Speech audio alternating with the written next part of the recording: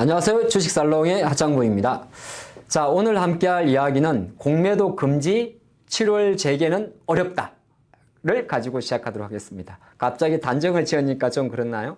오늘 같은 경우는 지난 11월 달에 공매도를 기습적으로 금지하고 당초 발표한 같은 경우는 6월 30일을 기한으로 해서 7월 달 정도에 다시 재개하는 모습이었는데, 그러한 과정을 앞두고 지난 4월 달에 금융당국은 공매도 전산 시스템, 불법 공매도 방지 시스템에 대한 개요를 발표했습니다. 그러면서 금융당국조차도 방지 시스템에 대해서도 약간은 잘 만들었긴 했는데 사후적이라는 걸 먼저 전제를 했기 때문에 오늘은 그 부분에 대해서 집중적으로 이야기해 보도록 하겠습니다. 자, 그러면 다시 시계를 돌려서 지난 11월 6일 날 우리나라가 코스피 200 종목, 코스닥 150 종목에 대한 공매도를 금지시킨 이후에 지난 6개월 동안에 어떤 상황이 있었는지를 표를 통해서 보도록 하겠습니다. 자, 공매도 금지 후 지난 6개월 동안 코스피 시장에 있는 공매도 수량은 대략 60% 정도가 청산이 됐고요. 코스닥 시장 같은 경우는 안타깝게도 38% 정도만 청산에 그쳤습니다. 본 데이터는 2023년 11월 6일부터 24년 4월 29일까지 한국거래소에 나와 있는 공매도 잔고 수량을 기반으로 했습니다. 그렇게 보게 되면 4월 29일 기준으로 코스피 같은 경우는 공매도 순보유 수량이 대략 1억 1,800만 주 정도가 되고요. 코스닥 같은 경우는 1억 1,000만 주 정도가 됩니다. 제가 조금 전에 코스피가 60%, 코스닥이 38% 정도만 청산됐다고 말씀을 드렸으니까 지난 6개월 동안 코스피 같은 경우는 한 원래 2억 6천만 주에서 대략 1억 5천만 주 정도가 청산이 된 거고요. 코스닥 같은 경우는 1억 8천만 주에서 7천만 주 정도만 청산이 된 겁니다.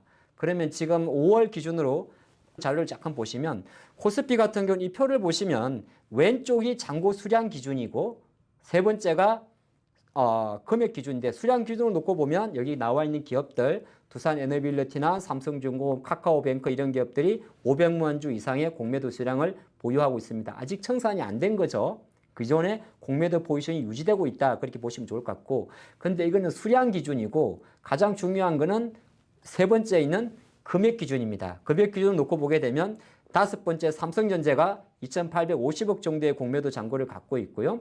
그 다음에 그보다 훨씬 작은 포스코 퓨처엠이 무려 8,400억 정도가 되게 됩니다. 그리고 밑에 있죠. LG에너지솔루션도 8,000억이 넘는 공매도 잔고가 여전히 포진되어 있습니다. 근데 코스닥으로 한번 넘어가면 더 심각합니다. 코스닥 같은 경우는 수량 기준으로 보시다시피 에코프로 비렘이 643만 주, 472만 주가 있죠. 근데 금액 기준으로 바로 옆칸 띄워서 보시게 되면 에코프로 BM은 1조 1,297억, 그리고 에코프로는 6,800억 원의 공매도 잔고가 포진되어 있습니다. 지난 6개월 동안 공매도가 많이 청산된 종목도 있고 코스피가 60%니까 코스닥은 38%인데 여전히 4월 말 이제 재개를 한 달, 두 달 정도 앞둔 시점에서 주량이 가장 많은 섹터는 2차전지, 그리고 기업은 포스코 홀딩스, 포스코 퓨처엠, LG에너지솔루션, 에코프로 BM, 에코프로 이렇게 볼 수가 있습니다. 아직까지 6개월 동안 공매도 수량 자체는 청산이 되어 있지 않은 거죠. 물론 청산이 되고 있지 않았다는 건 역으로 생각하면 이 기업의 주가가 많이 상승하지 못했다 볼 수 있고 공매도 잔고가 쇼크커버가 나올 정도로 임팩은 없었다 볼 수도 있겠습니다. 자, 그러면 여기까지 현황을 살펴봤고요. 오늘 우리가 집중적으로 다룰 두 번째 이야기는 바로 금융당국이 자신 있게 발표한 이 공매도 전산 시스템, 불법 공매도 방지 시스템이 뭐고 그리고 어떤 문제점이 있는지를 한번 보도록 하겠습니다. 요직도는 바로 이렇게 생겼어요. 지금 표에 보시다시피 기관 투자가 주문자가 매도 주문을 넣게 되면 증권사 자체 잔량 관리 시스템을 통해서 잔량을 확인하게 되고, 잔량이 부족하거나 한 부분에 대해서는 대차 전담보사, 대차라는 게 보면 주식을 빌려오는 데죠.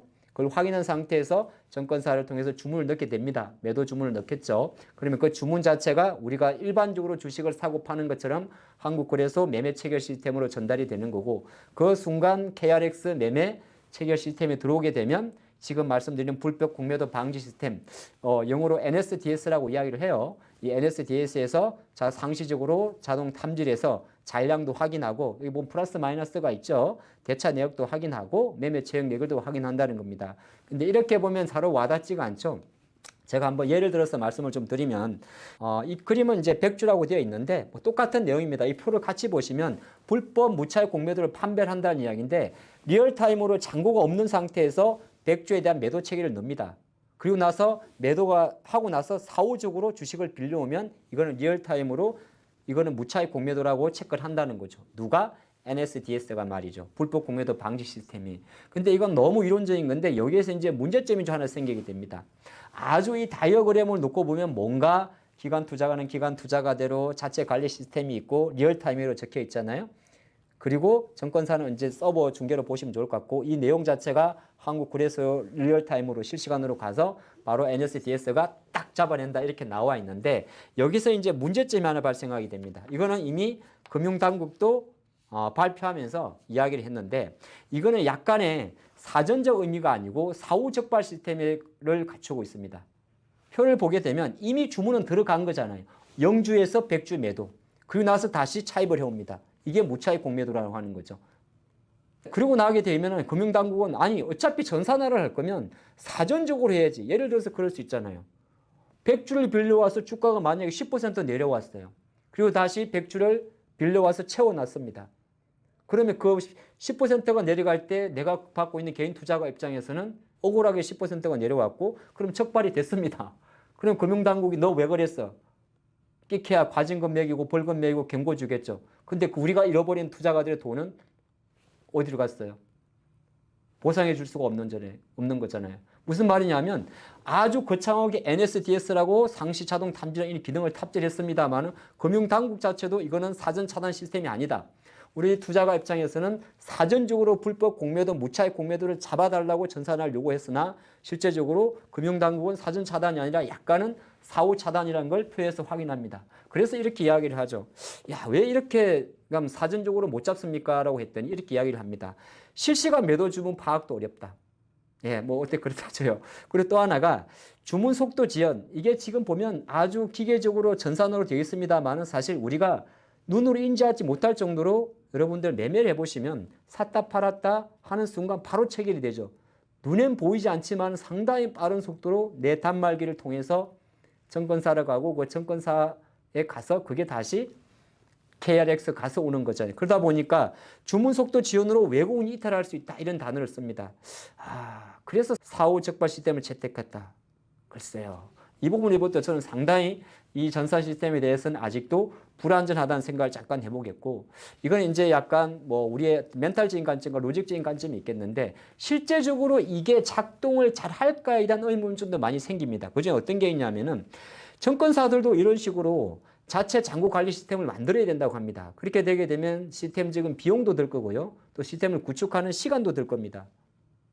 이 시스템을 구축하는데 어느 정도 시간이 필요하냐고 체크를 해봤더니 1단계 과정을 구축하는데 대략 3에서 6개월 정도가 필요하다고 하고, 실제적으로 중앙 차단 시스템까지 아마 이게 증권사의 자체 관리 시스템을 통해 가지고 무차익 공매도 판별 시스템 NSDS까지 가는 데까지 시스템을 완전 구축하는 데는 1년 정도의 시간이 필요하다고 합니다.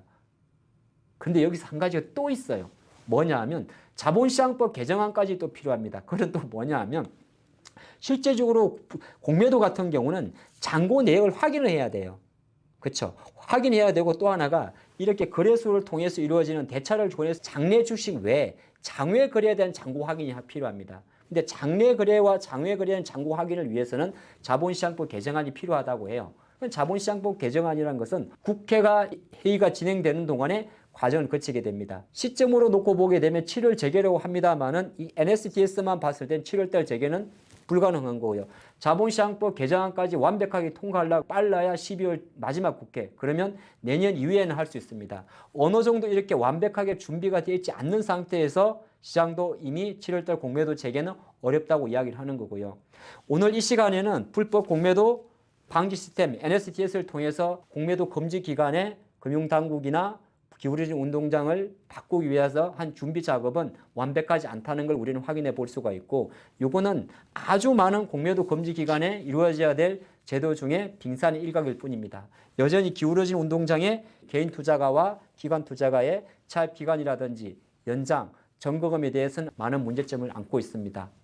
저는 오늘 공매도 금지 관련해서 재개가 어렵다는 이야기를 좀 들으면서 하나의 시스템적인 이야기를 들었습니다만은 지금 이 만들어둔 시스템도 아주 그럴싸하지만은 비용적인 문제나 법적인 문제, 사후적인 문제점을 안고 있기 때문에 아마 7월달 금융당국의 공매도 재개는 어렵지 않나 생각하고, 많은 투자자분들 입장에서는 공매도 재개의 시점보다는 완벽한 형평성과 누구나 공감할 수 있는 그 공감이라는 것은 개인 투자가와 기관 투자가나 해외 기관 투자가가 다 같은 결과가 될 것입니다. 우리가 원하는 것은 실제로 공매도의 존폐 여부가 아니라 공매도의 공정성이 될 것 같습니다. 화이팅입니다.